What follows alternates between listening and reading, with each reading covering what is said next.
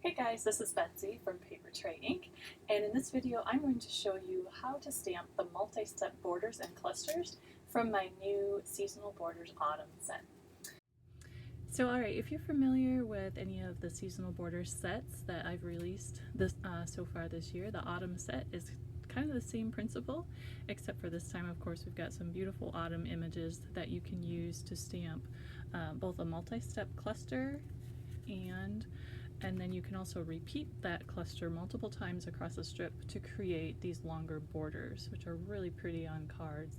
And it covers the full 5.5 inch width of a standard A2 card. And it's just really fun to play around with different color combinations. And if you like to just kind of sit and stamp, this is a really fun set to go ahead and do that. I like to just stamp up a whole bunch of them and then use them on my projects later. And of course in this set there are also all of the individual leaves and branches and berries that you can use to act as accents and really create a really pretty coordinated look. So I just stamped a whole bunch of those too. I like to die cut a bunch and just sit and stamp. And I set up my stamping platform. I have a new Tim Holtz one here that I've been using, and I like to just set up the whole set and just go ahead and stamp a whole bunch of different images from the set to use on projects. Okay, so just like all of the other seasonal border sets, I have also included a stencil template in with the stamp set so that it makes it a little bit easier if you don't purchase the dies or if you want to stamp a borders, let's say, directly onto your card base without using a die cut. You have the stencil template there which you can add. I'm going to show today in the video how to stamp on one of the die cuts, but you use the same principle if you want to go ahead and stamp directly onto, let's say, like a card front here. I have a standard A2 card front here, and if you wanted to stamp directly onto that instead of using a die cut, you could go ahead and use the template that's included in the stamp set and just use the same principle that I'll show you here as we go along. So today I'm going to show you how to stamp on one of the die cut borders using the negative die cut portion as a guide. So we're going to go ahead and do that, and I'll show you kind of the best order to stamp things in, and I'll kind of speed up the video in between the different steps so that you're not bored watching me stamp. But alright, here's the ink colors I'll be using. I have a good assortment of really pretty autumn ink colors, so these are the colors I'll be stamping with today, and we're just going to get to it. Alright, so the first step is to go ahead, and I have the negative portion of my die cut already positioned on here, and it's secured with a little bit of tape so it doesn't move around on me. And I'm going to go ahead and nest my die cut border right inside of there. Now I found that probably the easiest step to start with for the borders is this one right here. Now it's kind of tempting to use this one. These are all border steps right here. It's kind of tempting to use this one because it looks like it has probably the most points to kind of line up with the die cut, but I have found that I like this one better. This is kind of the detail of the leaves, whereas this one gives you a few more points to line up with the die cut. So I kind of like to start with that one. So I'm going to go ahead and position that and line that up with my die cut that's positioned here. And there, you can just kind of see this more solid leaf here that's kind of off to the right, and then I could have some points to line up here and some points to line up over here and also down here. So there's quite a few different points, reference points there. Alright, so when I feel like I have that pretty well positioned pretty well, I'll go ahead and close my lid, and then I can just start stamping. I'm going to start this first step with Canyon Clay ink.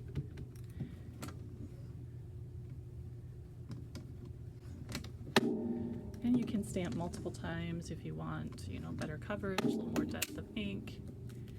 And then all you need to do is shift that border down a repeat. If you've watched any of my other seasonal border videos, it's the same concept. You stamp and then you shift it down. Every border is 3 repeats.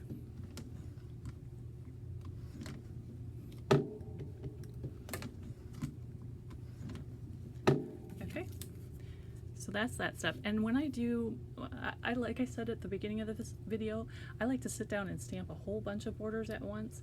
And when I do that, what I'll do is I'll stamp the first step of all of those borders. So I would take this out and I'd put in a fresh die cut and I would stamp the first step of all of my borders at one time and mix up the colors. I like to play with the colors.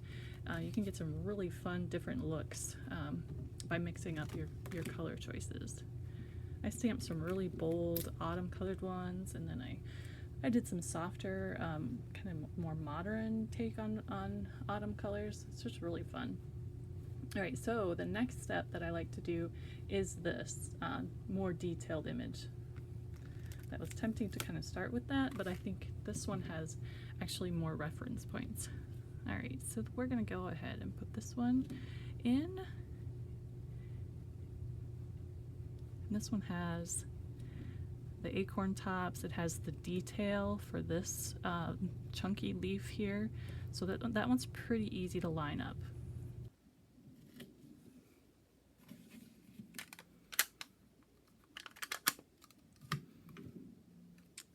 Alright, so when you feel like you have it in good position, just go ahead and close your lid. And we're going to stamp this step in some Scarlet Jewel.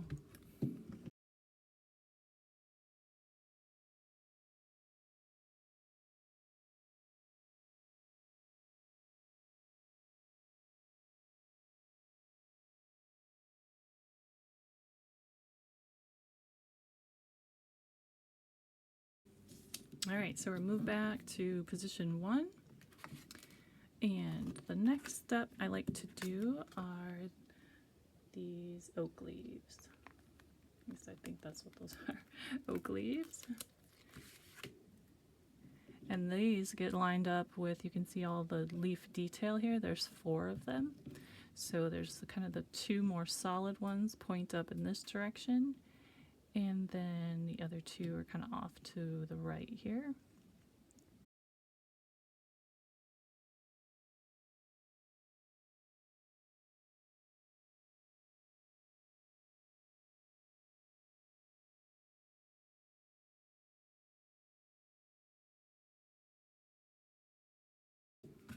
Alright, once again, move it back to the first position. Now I'm going to go ahead and stamp this leaf detail. And that's the detail for these veined leaves right here.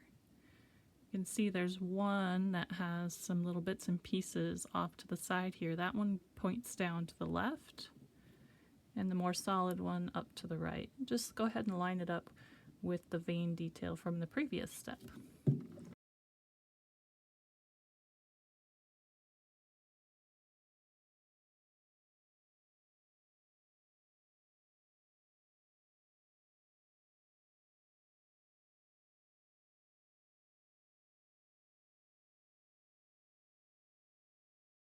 Alright, here I should have showed you here. The next step are the berries. And that's this one right here. There's a large berry cluster that's kind of going to go down to the right here and fill in these spots.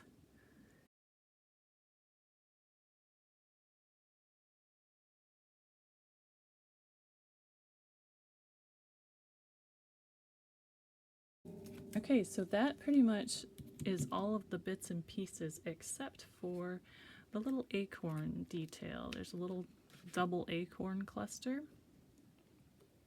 And that I actually like to just stamp with a block. By this point in time, everything is pretty filled in, so I have a really good guide, and it's almost easier to just take that and to go ahead and just fill that in by hand. It's actually probably quicker than using the platform. Alright, so there you go. We have an entire border. Really beautiful multi-step. You could just really play around with all kinds of color. And I didn't show you, but the cluster is really the same principle. And you could do multiple clusters too, as long as you have your border set up. You could just nest that cluster in that first position of the border and go ahead and stamp some clusters while you're at it too. Alright, so that pretty much sums up. It's kind of a guide. Hopefully it helps you stamp these pretty borders and helps you line everything up and see how they all come together. So thanks for watching. This has been Betsy Veldman for Papertrey Inc., and we'll see you later.